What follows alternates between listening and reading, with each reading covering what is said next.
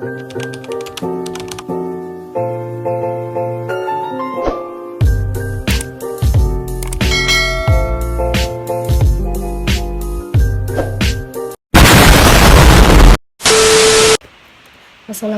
warahmatullahi wabarakatuh. Perkenalkan, nama saya Kitty Namalisa dengan NIM 2003-20108, ingin mempresentasikan mengenai Hazard Analysis and Critical Control Point.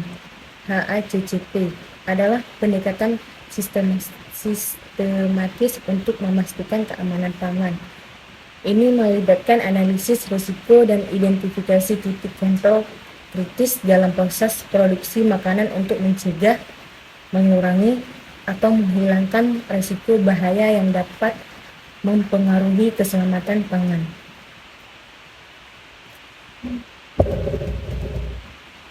Ruang lingkup Hazard Analysis and Critical Control Point (HACCP) melibatkan aplikasi dalam berbagai sektor industri makanan. Berikut adalah ruang lingkup umum HACCP. Yang pertama, industri makanan. HACCP paling umum diterapkan dalam industri makanan termasuk produksi, pengolahan, dan distribusi makanan. Yang kedua, restoran dan layanan makanan. Restoran dan layanan makanan dapat menerapkan HACCP untuk memastikan keamanan dan kualitas makanan yang disajikan kepada pelanggan. Yang ketiga, pertanian. HACCP dapat digunakan dalam produksi pertanian untuk memastikan keamanan pangan dari lapangan hingga meja. Yang keempat, pabrik. Pabrik pengolahan. Pabrik pengolahan makanan seperti pabrik daging atau pabrik susu dapat menerapkan HACCP untuk mengelola risiko kontaminasi dan memastikan keamanan produk. Yang kelima, industri farmasi. Beberapa prinsip HACCP juga dapat diterapkan dalam industri farmasi untuk memastikan keamanan obat dan produk kesehatan lainnya. Yang keenam, bisnis pelayanan makanan. Selain restoran, bisnis pelayanan makanan seperti catering juga dapat menggunakan HACCP untuk memastikan keamanan makanan yang disajikan. Yang ketujuh, ada pengolahan air minuman. Penerapan HACCP juga dapat relevan dalam pengolahan air minuman untuk memastikan air yang aman dikonsumsi. HACCP dapat disesuaikan dengan kebutuhan spesifik dari setiap sektor industri untuk mengidentifikasi dan mengendalikan bahaya yang khusus terkait dengan produksi atau layanan mereka. Ada 7 prinsip atau penerapan Hazard Analysis and Critical Control Point HACCP. Melibatkan serangkaian langkah sistematis. Berikut adalah langkah-langkah umumnya. Yang pertama, identifikasi bahaya. Identifikasi semua bahaya yang mungkin muncul selama produksi makanan, baik fisik, kimia, atau biologis. Yang kedua, identifikasi titik kritis kontrol CCP. Tentukan titik-titik kritis dalam rantai produksi di mana pengendalian dapat diterapkan untuk mencegah, menghilangkan, atau mengurangi bahaya. Yang ketiga, penetapan batas kritis. Tetapkan batasan kritis untuk setiap CCP untuk memastikan bahwa bahaya dapat dikendalikan secara efektif. Yang keempat, pemantauan CCP. Tetapkan sistem pemantauan untuk memastikan bahwa CCP tetap berada dalam batasan kritis yang ditentukan. Yang kelima, tindakan korektif. Tentukan tindakan yang harus diambil jika pemantauan menunjukkan bahwa sesuatu CCP tidak dalam kendali. Yang keenam, verifikasi sistem HACCP secara berkala untuk memastikan keefektifannya dalam mengendalikan bahaya. Yang ketujuh, dokumentasi. Seluruh proses HACCP harus didokumentasikan dengan baik, termasuk analisis bahaya, pemilihan CCP, prosedur pemantauan tindakan korektif dan verifikasi. Penerapan HACCP memerlukan keterlibatan dan pemahaman yang kuat dari semua pihak yang terlibat dalam produksi makanan untuk memastikan keselamatan dan kualitas produk. Contoh penerapan HACCP. Misalkan kita melihat penerapan HACCP dalam industri pengolahan daging. Yang pertama, identifikasi bahaya biologis, kontaminasi bakteri seperti Salmonella atau E. coli. Bahaya kimia, residu pestisida atau bahan kimia pembersih. Bahaya fisik, potongan kaca atau logam dari peralatan. Yang ketiga ada identifikasi titik kritis kontrol CCP.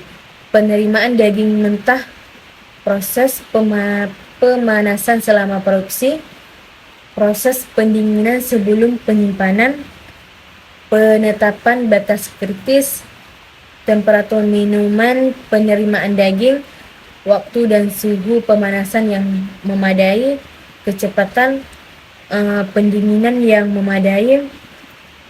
Selanjutnya pemantauan CCP dan pengukuran suhu selama penerimaan dan pemanasan, dan pemantauan kecepatan pendinginan, dan selanjutnya pengujian rutin untuk deteksi bakteri dan tindakan korektif.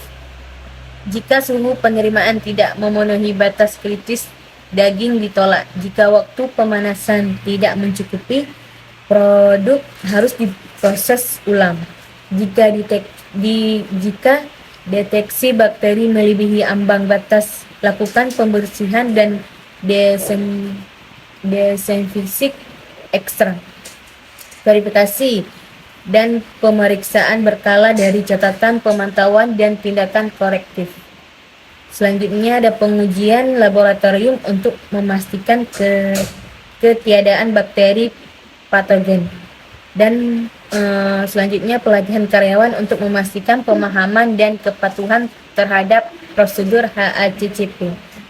Selanjutnya ada dokumen analisis bahaya, rencana HACCP, catatan pemantauan dan tindakan korektif. Penerapan HACCP ini membantu memastikan bahwa makanan yang dihasilkan dari industri pengolahan daging aman untuk dikonsumsi dengan mengidentifikasi dan mengendalikan potensi bahaya sepanjang rantai produksi.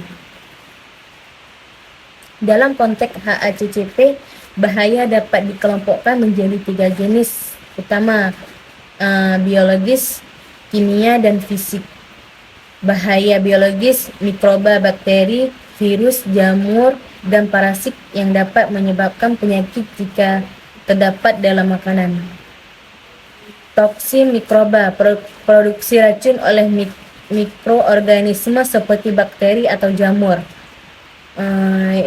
Selanjutnya ada bahaya kimia, residu pestisida atau obat-obatan, sisa-sisa zat kimia yang digunakan dalam pertanian atau peternakan, zat tambahan, bahan kimia yang sengaja ditambahkan ke makanan seperti pewarna atau pengawet, kontaminan kimia alami, misalnya senyawa alami dalam beberapa makanan yang dapat menjadi racun jika berlebihan.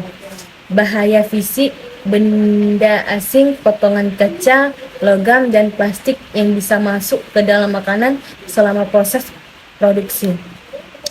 Ketidakcocokan atau fragmentasi produk, pecahan atau kerusakan produk yang dapat menimbulkan bahaya fisik.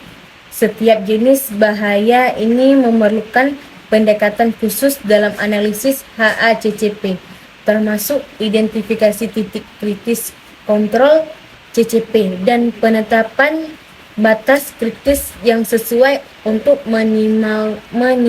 meminimalkan atau menghilangkan risiko terhadap keamanan pangan.